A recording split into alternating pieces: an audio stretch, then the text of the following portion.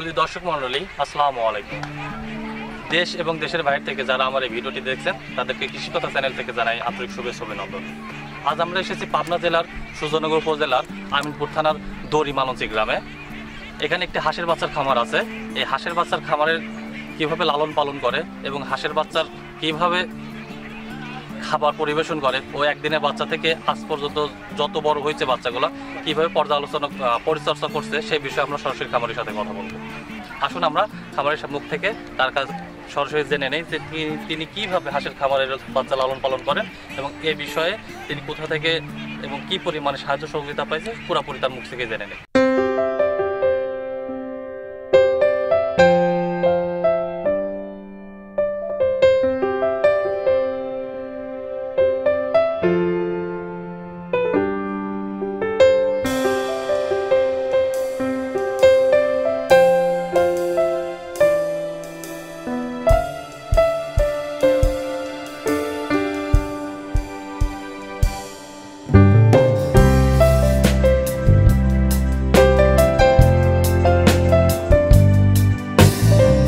থেকে জেনে নেই তিনি কিভাবে হাঁসের লালন পালন করছেন এবং একদিনের বাচ্চা থেকে আজ পর্যন্ত হাঁসের বাচ্চার পিছনে কি পরিমাণে তিনি ব্যয় করছেন। আসুন তার সাথে সরাসরি কথা বলি। ভাই, আপনার নাম?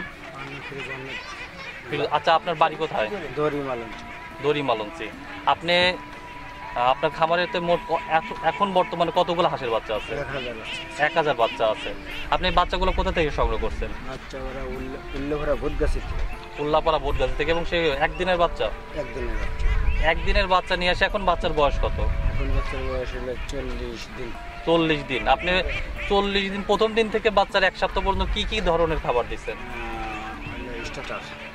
তারপরে কয়দিন পর্যন্ত দিচ্ছেন এই খাবারটা? 15 দিন। তারপরে কি খাওয়াইছেন? তারপরে ধান। এখনো ধান চলতেছে? এখন ধান আপনি কতদিন পর্যন্ত আরো ধান দিবেন? ধান এখন যতদিনে আছে ততদিন পর্যন্ত ধান দেবো, আর এই শামুক খাবে খুঁড়ি দেবে।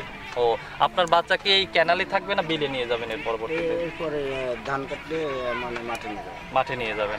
আচ্ছা, আপনি যে 40 দিন বাচ্চার বয়স, এই 40 দিন থাকা অবস্থায় যে বাচ্চা আপনি লালন পালন করছেন, কোনো ধরনের অসুখ বিসুখ হয়েছে?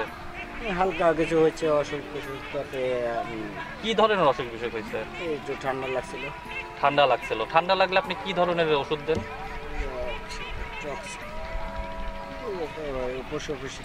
স্থানীয় পশু ডাক্তারের মাধ্যমে আপনি ঠান্ডার ওষুধ নিয়ে আসে খাওয়ান এবং আল্লাহর রহমতে আপনার বাচ্চাগুলো সুস্থ।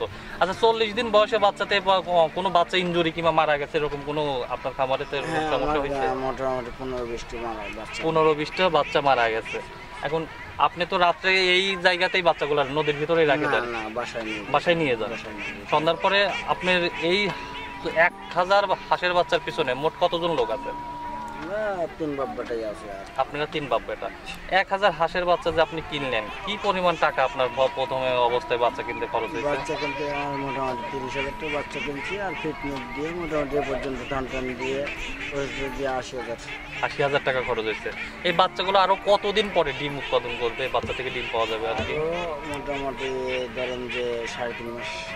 3.5 মাস। আচ্ছা, 3.5 মাস পরে কিংবা 3.5 মাস পার করতে যে কি পরিমাণ টাকা খরচ হতে পারে এবং 1000 বাচ্চাতে প্রতিদিন কি পরিমাণ ধান দেন আপনি? আর কি বর্তমানে 2 মণ ধান।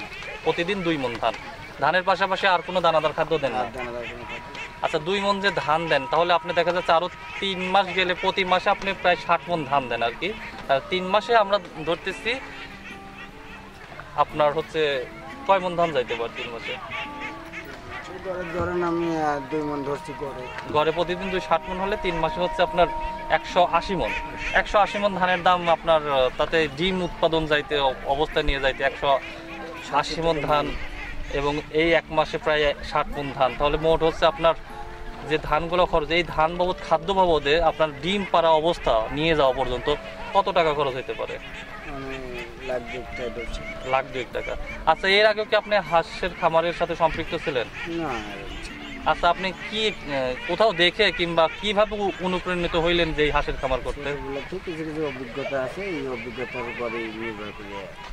আচ্ছা, আপনি যে হাঁসের খামার করছেন, 1000 হাঁসের বাচ্চা নিয়ে আসছেন, এর থেকে আপনার যে খামার সম্পর্কে ধারণা কিংবা খামারের হচ্ছে হাঁসের পরিচর্যা কিংবা হাঁসের যে অসুখ বিসুখ এ সম্পর্কে কোথাও কি ট্রেনিং নিয়েছেন কখনো? না, কিংবা স্থানীয় কোনো থানা কিংবা উপজেলা কোনো কৃষি কর্মকর্তার সাথে যোগাযোগ করছেন? সুজানগর এই অফিসারের হাতে লতিফ পশু চিকিৎসক যে লতিফ ডাক্তার আছে ওনার কাছ থেকে হচ্ছে পরামর্শ নেন এবং জি, জি। ফোনের মাধ্যমে আপনার সমস্যাগুলো বলেন, মানে উনি ওষুধ লিখে দেয়, আপনি সেই ওষুধগুলো খাওয়ান। জি, এবং জি। এখন পর্যন্ত যে ওষুধগুলো লিখে দিচ্ছে কিংবা খাওয়াচ্ছেন সেই ওষুধগুলো থেকে কি আপনি 100% ফল পাচ্ছেন? হ্যাঁ হ্যাঁ ভালো করে। যদি দর্শক একদিনের বাচ্চা থেকে আজ 40 দিন বয়স এই বাচ্চা লালন পালন পিছনের আমার এই খামারি ভাইয়ের যে পূর্ব অভিজ্ঞতা এবং কৃষিকাজের উপরে যে ওনার অভিজ্ঞতা ছিল সেই অভিজ্ঞতা প্রয়োগ করে উনি সফলতার সাথে হাঁস চাষ করে এগিয়ে যাচ্ছে।